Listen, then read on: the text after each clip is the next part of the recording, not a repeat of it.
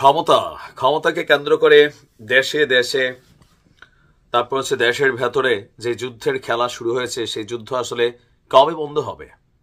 যতদিন যাচ্ছে পৃথিবী একে অন্যের সাথে যুদ্ধে জড়িয়ে যাচ্ছে। আর বিশেষ করে যুদ্ধবাজ একজন প্রেসিডেন্ট যখন মার্কিন যুক্তরাষ্ট্রের ক্ষমতায় আছে, ক্ষমতায় বসে একের পর এক ঘোষণা দিচ্ছে, যেগুলো নিয়ে আরবদের মধ্যে ঐক্য তৈরি হলেও ইউরোপের মধ্যে বিভাজন তৈরি হচ্ছে।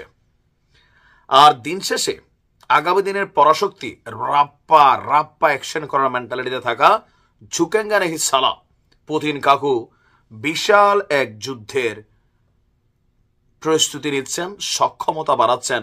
চাঞ্চল্যকর তথ্য আসছে ডেনমার্ক থেকে যে আগামী 5 বছরের মধ্যে এই ট্রাম্প ক্ষমতায় থাকতেই ইউরোপ এবং রাশিয়া সামরিক সংঘাতে জড়িয়ে যেতে পারে।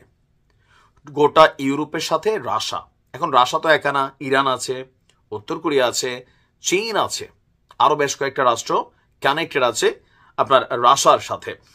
ডেনমার্কের প্রতিরক্ষা গোয়েন্দা সংস্থার এক প্রতিবেদনে বলা হচ্ছে যে ইউক্রেন যুদ্ধে যুক্তরাষ্ট্র যদি রাশিয়াকে সমর্থন না দেয়, ধরেন ট্রাম্প যদি রাশিয়াকে সমর্থন না দেয় এবং ন্যাটোর মধ্যে বিভাজন দেখা দেয়, তাহলে ইউরোপে বড় ধরনের যুদ্ধ বেঁধে যাবে।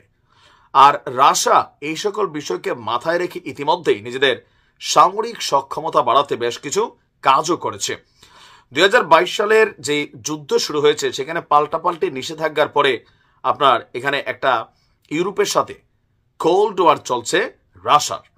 আর এর পরপরই আপনার ডেনমার্কের প্রতিরক্ষা গোয়েন্দা সংস্থা এই ইঙ্গিত দিল যে আগামী 5 বছরের মধ্যে পুরো ইউরোপের সাথে রাশিয়া এবং তার মিত্র শক্তিরা একটা যুদ্ধে জড়াবে।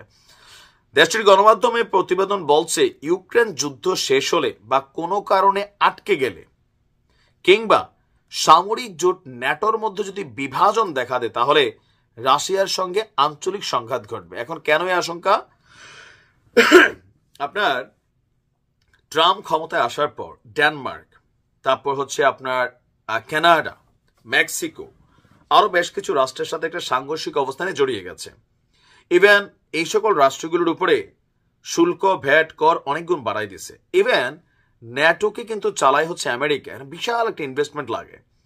তো এত বছর ন্যাটোর অন্তর্ভুক্ত যে সদস্য রাষ্ট্রগুলো 30-31টা আছে, যে নির্ধারিত টাকাটা যুদ্ধ তা আপনার দেশে লাগুক না লাগুক, আপনি এই ন্যাটোকে টাকা দিতে হবে, এটা সবাই দিত না। ট্রাম্প এসে বলছে যারা দিবা না তাদেরকে রাশিয়া দিয়ে সাইজ করাবো, বিষয়টা বুঝছেন?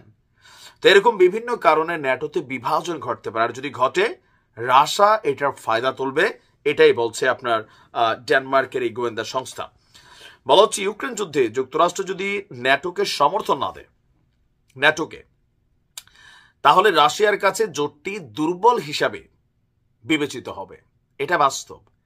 আমেরিকা যদি ন্যাটোর কাছ থেকে সরে যায়, তাহলে বাকি যে রাষ্ট্রগুলো আছে রাশিয়ার কাছে আসলে বাচ্চা। তাছাড়া উত্তর মেরু নিয়ে রাশিয়ার সঙ্গে ন্যাটোর উত্তেজনা দিনে দিনে বৃদ্ধি পাচ্ছে। আর ইতিমধ্যেই রাশিয়া নিজেদের সামরিক সরঞ্জাম আধুনিকীকরণের পাশাপাশি উৎপাদন কার্যক্রম ব্যাপক আকারে বাড়িয়েছে। তবে এখনই রাশিয়া কোনো রকম সংঘাতে জড়াবে না এমনটাও মনে করছে গোয়েন্দা সংস্থাটি, কারণ এই মুহূর্তে একটা বড় ধরনের যুদ্ধ ইতিমধ্যেই তারা আপনার কানেক্টেড হয়ে আছে। তো ডোনাল্ড ট্রাম্প ক্ষমতায় আসার পর ইউরোপের সাথে সম্পর্কের বিভাজন, ন্যাটোতে ফান্ডিং, সকল কিছু মিলিয়ে পুতিনের জন্য একটা সুদিন হয়তো আসলেও আসতে পারে। তবে দিন শেষে ট্রাম্পের মাথা ঠিক নাই, যে কোনো সময় যে কোনো ভূমিকা নিতে পারে। আর রাশিয়ার সাথে এই মুহূর্তে একটু পজিটিভ সম্পর্ক আমরা দেখছি। তবে রাশিয়া বলছে পরিস্থিতি যাই হোক, নিজেদের সার্বভৌমত্ব রক্ষায় যে কোনো পরিস্থিতিতে যে কোনো যুদ্ধে জড়ানোর সক্ষমতা রাশিয়ার আছে। দেখা যাক কি হয়। ভালো থাকুন।